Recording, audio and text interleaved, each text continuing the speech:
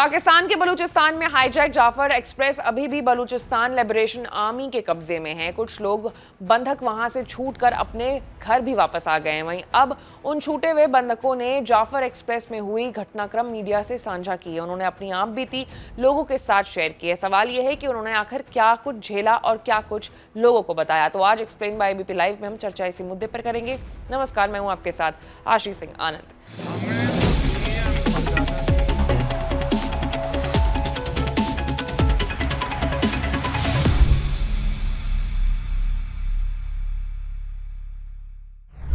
सेना के मुताबिक उसके ऑपरेशन से पहले ही बलूच लिबरेशन आर्मी ने 21 यात्रियों और 4 सैनिकों को मार गिराया था। हालांकि एबीपी इसकी पुष्टि नहीं करती है। हमलावरों से बच निकले कुछ यात्रियों ने मीडिया को दिल दहला देने वाली बातें बताई हैं। पाकिस्तान के बलूचिस्तान प्रांत में बलूच लिबरेशन आर्मी के हमलावरों ने मंगलवार दोपहर को क्वेटा से पेशावर जा रहे जाफर एक्सप्रेस के यात्रियों को बंधक बना लिया था। पाकिस्तानी सेना के प्रवक्ता के मुताबिक ट्रेन ने लगभग 440 यात्री उसमें सवार थे।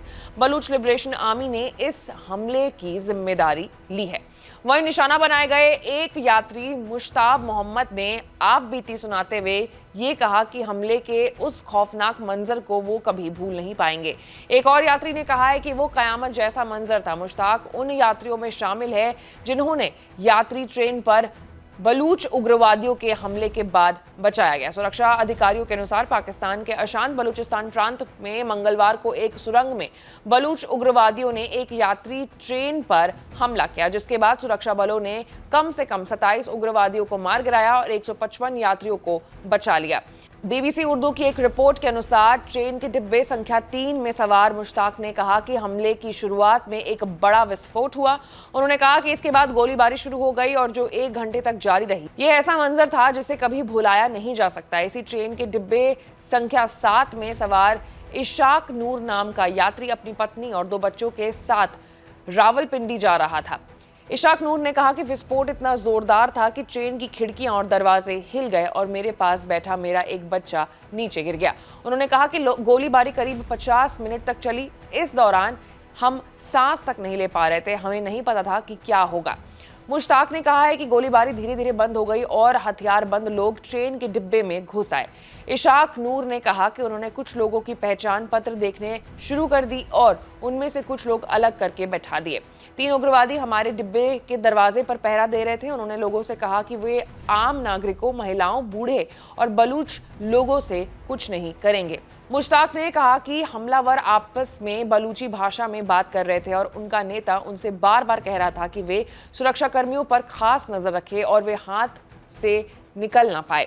इशाक ने कहा कि मुझे लगता है कि उन्होंने हमारे डिब्बे से कम 11 यात्रियों को नीचे उतारा और कहा कि वे सुरक्षा कर्मी हैं। इस दौरान एक व्यक्ति ने विरोध करने की कोशिश की, जिसके बाद उसे प्रताड़ित किया गया और फिर गोलियों की आवाज आई।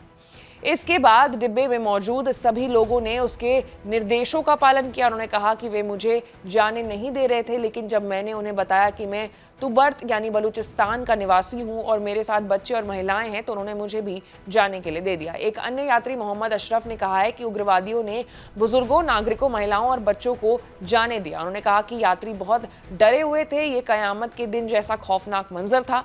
अशरफ ने कहा कि मेरे अनुमान के अनुसार उग्रवादी अपने साथ करीब 250 लोगों को लेकर के गए थे और हमलावरों की संख्या करीब 1000 आसपास थी। तो कुल मिलाकर के जो लोग वहां से छूटकर भाग निकले हैं वो काफी ज्यादा डरे हैं और उन्होंने अपनी आप बीती सुनाई। ऐसे तमाम बड़े खबरों से अपडेटेड रहने के लिए आपको हमारे चैनल को लाइक, सब्सक्राइब और शेयर करना होगा। मैं थी आपके साथ आशीष सिंह आनंद।